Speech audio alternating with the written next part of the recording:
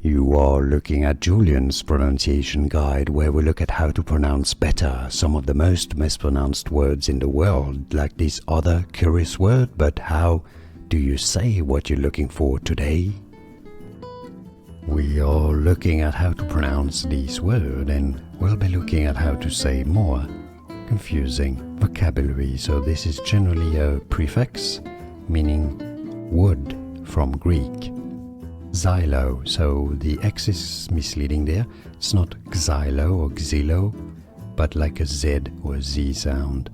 Xylo, xylo is how you pronounce it. And now you know. More videos for you here to learn more correct pronunciations. Thanks for watching. Here are more videos on how to pronounce more confusing words and names too many mispronounced. Like this video if you found it useful. I appreciate your support. I'll see you soon and thanks for watching.